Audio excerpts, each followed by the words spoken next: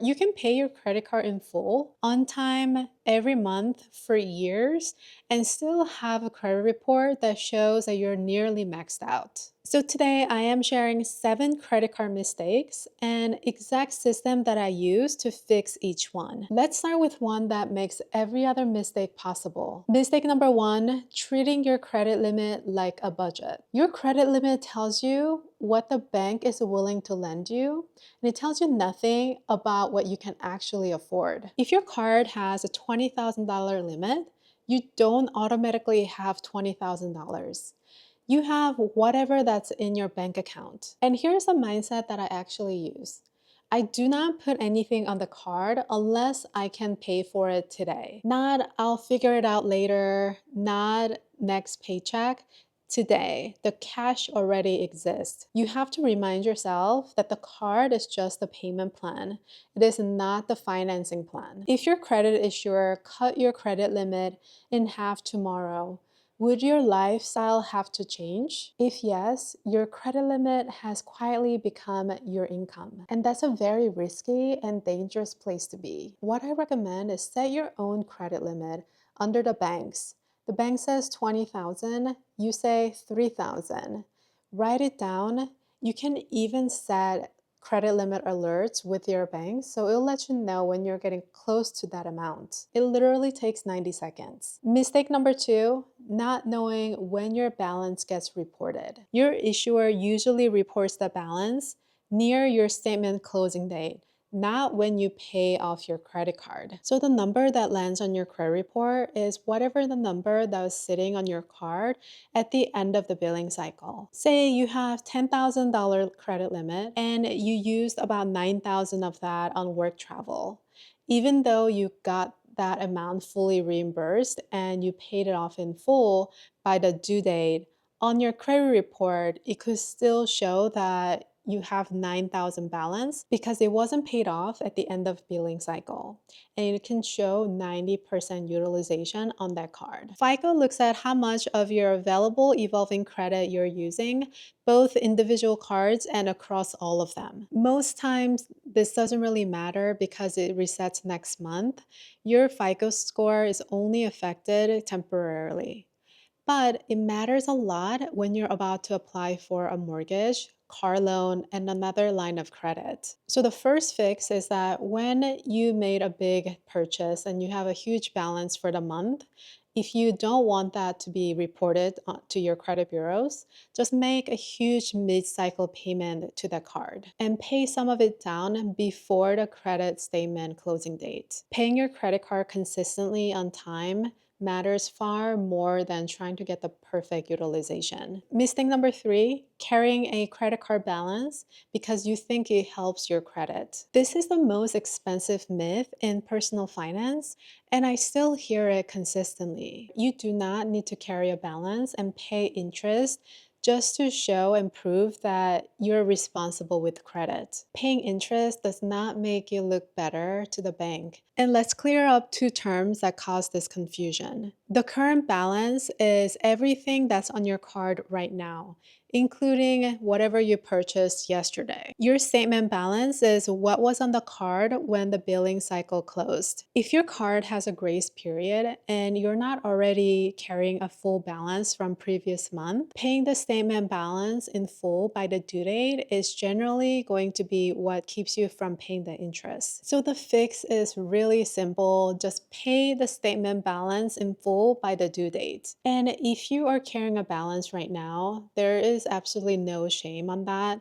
Almost half of the credit card owners are carrying a balance. Mistake number 4, spending more to earn points. I love credit card rewards. I used to chase bonus points and I use them. But rewards aren't worth it if you're carrying a balance and paying an interest on that. And more importantly, spending $1,000 on things that you weren't going to buy to get $30 isn't really a saving strategy. And this is exactly how the credit card companies design the whole system. Rewards are one of the top reasons people cite for increasing their spending. Over 90% of general purpose card volume runs through the rewards card. The whole system is engineered to make you spend a little bit more. It shows up three ways: sign up bonuses, I just need $2,000 more this month; category multipliers, I should order from this place, it's 4x; annual fee credits, I need to use my $300 credit before it expires. Now you're spending money on things that you didn't want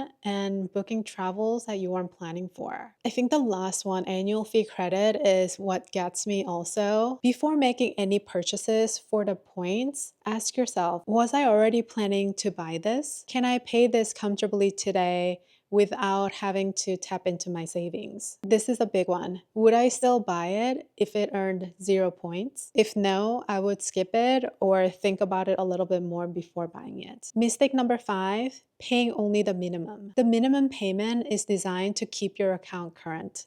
It's not designed to help you pay off your debt or increase your credit score. And honestly, it's not really trying to. Let me show you what it actually costs. Average balance is $6,700, average rate about 22%, and you're paying minimum payments only. You're looking at roughly 18 years to pay that off, and somewhere around $10,000 in interest on a $6,700 balance. Now double that payment, not just minimum, just double it. You are down to about 6 years and you'd save roughly $7,000 in interest. Same caution applies to 0% interest. 0% doesn't mean it's free, it just means you have a deadline. And I'd be really careful with the store credit cards specifically, because a lot of those cards use deferred interest, where if you don't pay the full amount by the promo end date, you can get charged interest on the original purchase amount,